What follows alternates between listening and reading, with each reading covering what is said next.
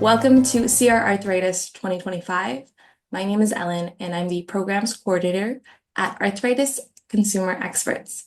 Today, I'm joined by Dr. Lauren King, who is a rheumatologist and a clinician scientist at St. Michael's Hospital and an assistant professor in the Department of Medicine at the University of Toronto. She'll be presenting not once, but twice at the CRA conference this year, once on the topic of asymptomatic knee osteoarthritis and blood glucose control in persons with type 2 diabetes, as well as elucidating the program theory of a successful interdisciplinary team-based model of rheumatology care. Thank you so much for joining us, Dr. King. No, my pleasure. So please continue to tell us a little bit more about yourself. And I know how you're involved in rheumatology, but maybe what else you've been up to, or some of your latest projects. Yeah, well, I might just start with, being a rheumatologist means I'm kind of there on the front line of providing clinical care for people living with rheumatic disease. Rheumatologists may see different things in their practice. I consider myself a general rheumatologist, so I have the privilege of seeing people living with a breadth of rheumatic disease. So I think that's really neat about my practice. And you already mentioned I practice in an academic, like a tertiary care hospital in Toronto, so St. Michael's Hospital. But what you're alluding to, the research, is another hat that I get to wear, right? I'm an arthritis researcher. I'm PhD trained in clinical epidemiology. And a big part of my research focus is improving care and outcomes for people living with osteoarthritis. So that's the most common form of arthritis. At least 4 million Canadians are affected, probably more because it's underdiagnosed. So I feel, very charged to be part of this research world. Absolutely.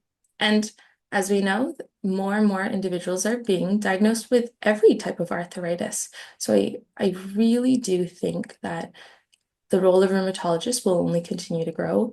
So thank you for, everything that you do and everything that you continue to do, both in practice and in research.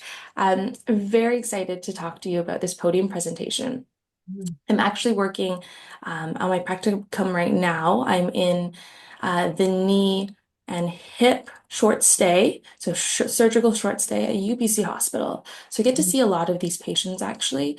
And diabetes is a very something I commonly see in individuals' charts. Could you tell us a little bit about some of the key takeaways from your presentation? So that's interesting that you're there seeing people with, probably advanced symptomatic disease and the impact that it's had on their life. And that you probably see that, it doesn't occur in isolation, right? More and more, it's multimorbidity. That's the norm, people living with 2 or more chronic conditions.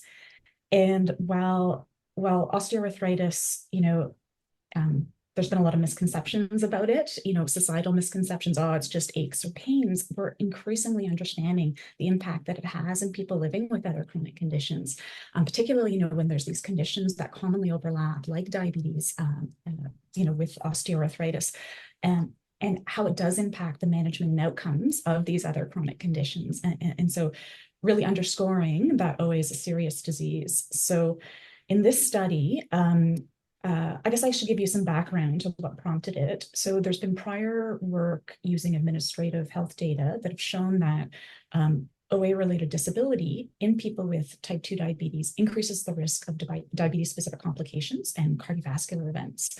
And so the study that the podium presentation at CRA is really to get understanding this a little bit further and trying to understand the mechanisms.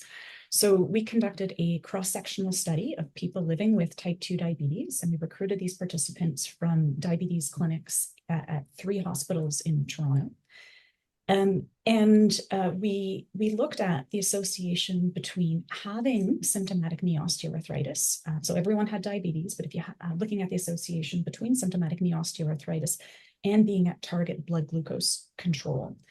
And so we found that, I guess 29%, about 30% of people with diabetes had a diagnosis of, or had symptomatic OA, as we defined it using clinical criteria. So we're not unexpected at all. And if you had symptomatic OA, you were less likely to be at your diabetes blood glucose target, which we defined as a hemoglobin A1C of 7% or less, which is kind of in line with what Diabetes Canada recommends for everyone for most individuals with diabetes. And if we found that, if you had NEOA and you had a minimum threshold of average pain severity, so you said over the last week, my pain is 20 out of 100 on a 0 to 100 numeric rating scale, then this association was even stronger. And it was still there when we adjusted for things that could explain the relationship, like older age or like higher BMI. And so linking back to the prior health administrative data work, this suggests that symptomatic NEOA increases the risk for diabetes complications through impact on blood sugar control, and that the symptom severity of OA is likely important. So, so we're already kind of thinking about, what do we need to do next? And Yes. as you always do, right? You finish one study and on to the next. We really need to understand how OA can be better identified and treated in people living with complex chronic disease, like diabetes, to improve overall population health. So I can see that you have your implementation science hat on. Next step, like you said, I'm also, like I'm part of me is thinking, I'm not surprised about the association.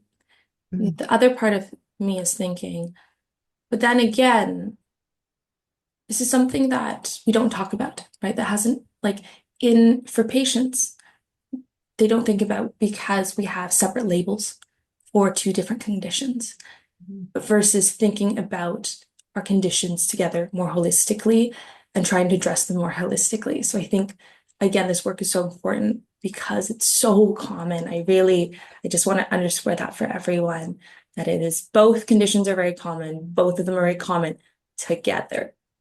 So I'm going to go back and tell you my favorite quote from a qualitative study I did as part of my PhD work several years ago.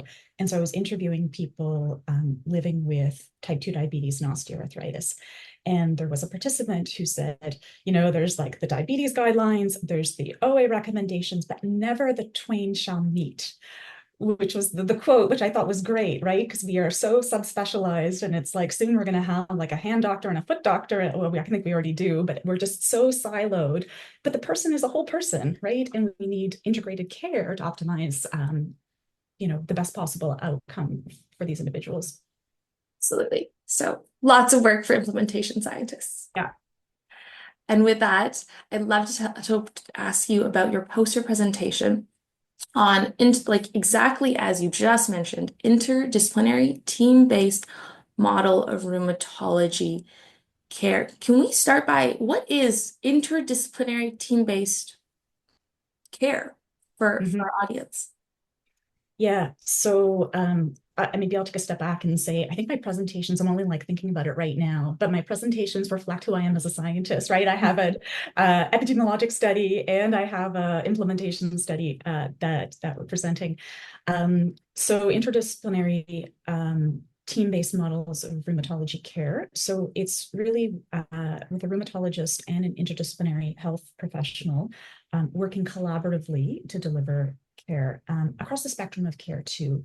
So this is beyond someone just helping out with one aspect, but an interdisciplinary health professional.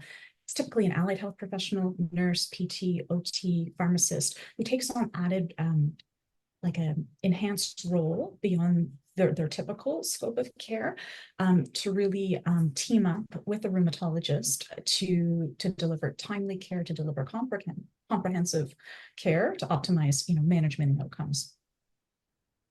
Absolutely. And again, could you share some of the key findings from this study?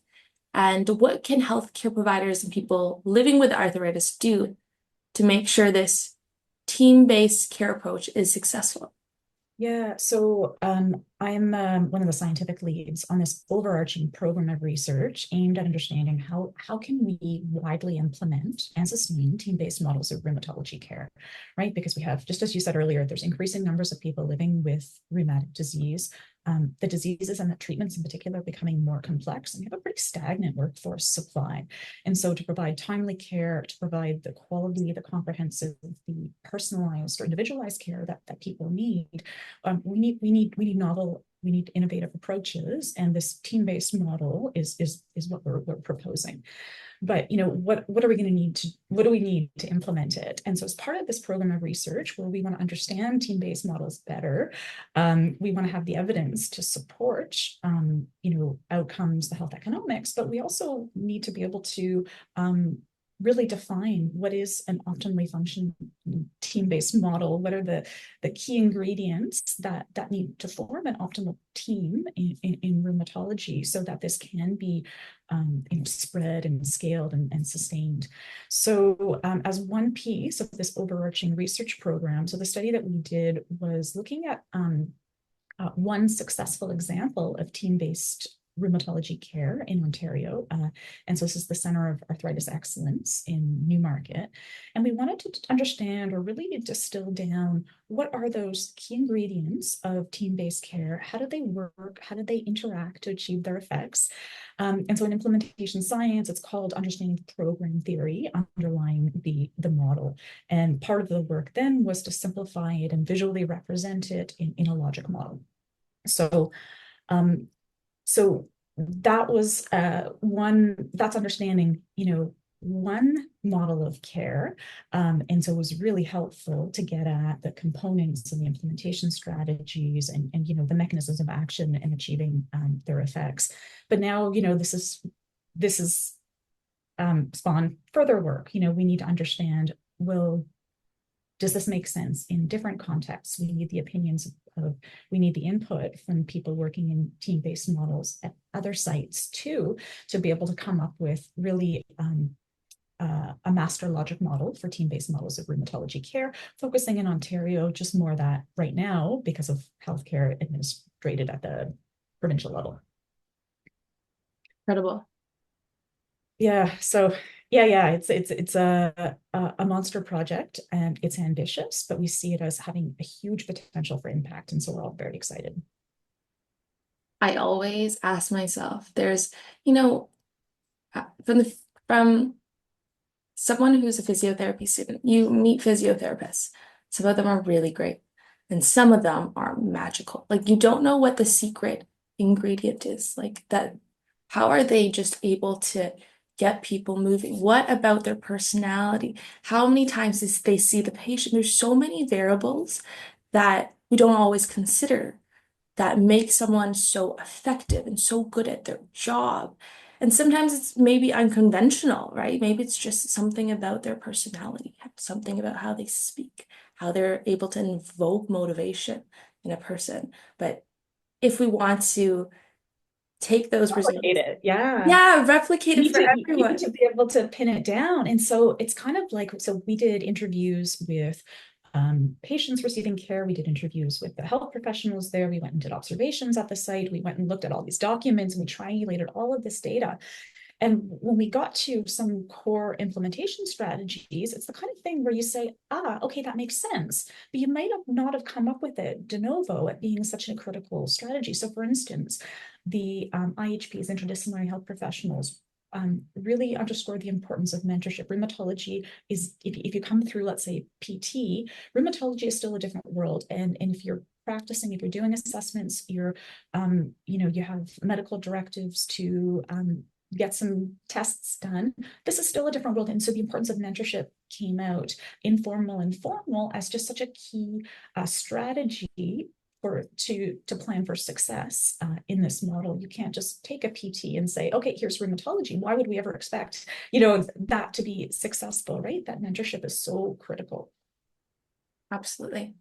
Well, thank you, Dr. King.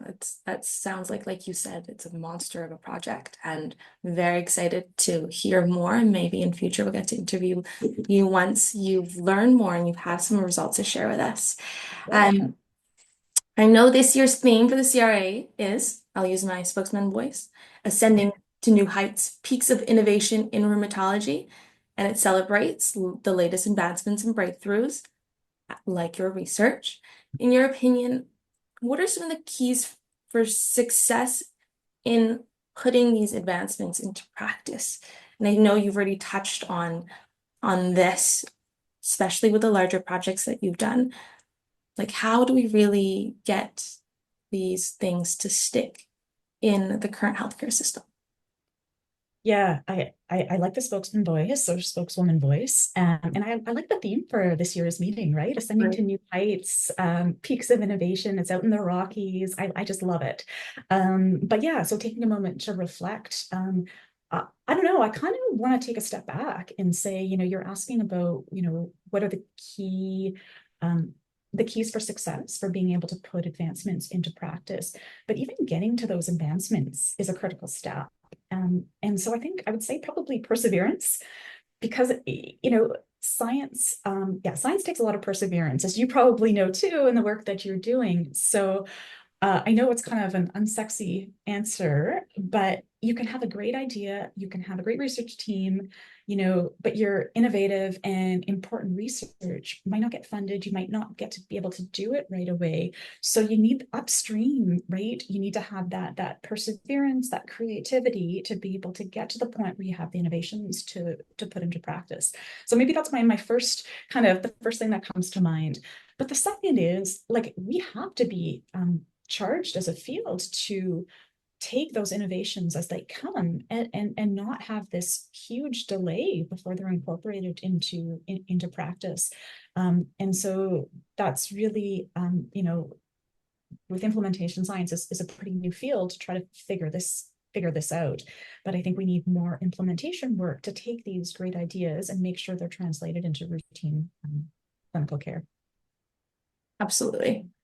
We can continue to do better as scientists, and we must continue to do better as scientists. I think there's lots of work out there, and I am very grateful that like rheumatology is so interesting.